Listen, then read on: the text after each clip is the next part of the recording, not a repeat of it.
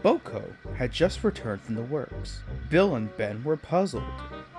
It didn't seem like there was anything wrong with you. Oh, nothing wrong. I was just giving new equipment. But you look exactly the same. The equipment's on the inside. Sir Topham had an alert system installed into my cab. It's a button that has to be pressed as soon as it starts flashing. And if it's not pushed? My brakes come on. It's there to make sure my driver is paying attention, especially when I take the midnight goods. I assume Sir Topham Hatt wants to take caution after the recent string of sleepy signalmen. More like he wants to be sure you don't fall asleep on the job. Boco's driver was on holiday, and a relief man took his place. They had just left with their first train when...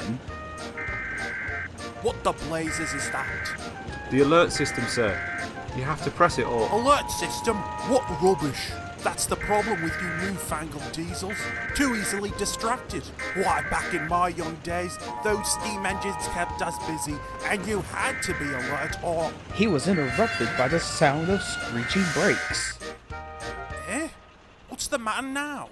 You didn't press the button. My brakes come on if you don't. It's to prevent runaways. Phooey, I'll tell you how to stop a runaway. Boco rolled his eyes. This wasn't going to be easy. The relief driver gave Boco grief all day. He would ignore the alert system, only pressing the button at the last second. The old diesel was feeling annoyed and stressed.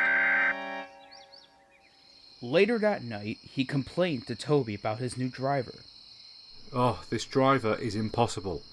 He's more interested in the glory days than he is keeping the train running. Oh dear, he does sound like a handful.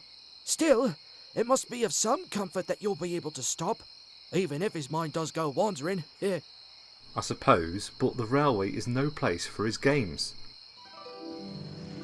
The next evening, Boco took his train to the mainland and was now bringing trucks back. Night air was still, and thankfully the driver hadn't given him much hassle.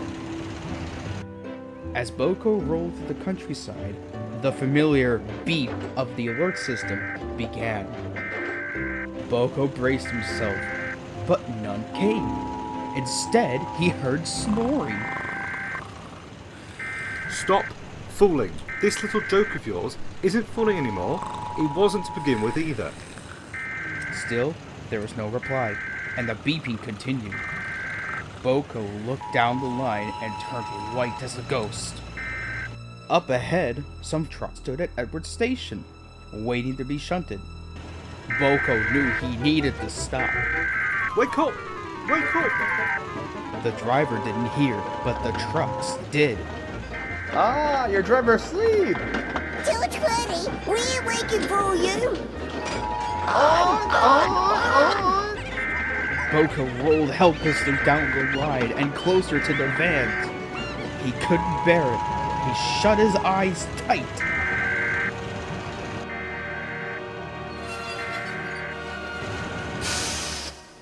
At last, the train groaned to a halt, with Boco's buffers mere inches from the vans. Phew! Just then, the driver stepped out of the cab. Eh? What's happened? How did those vans get here? Boco just rolled his eyes. Boco's regular driver returned the next day and immediately adapted to the alert system. Boco was relieved. He never had to worry about being a runaway again. Meanwhile, Sir Topham Hatt had stirred words for the relief driver. After that, he wouldn't be forgetting to stay awake and alert anytime soon.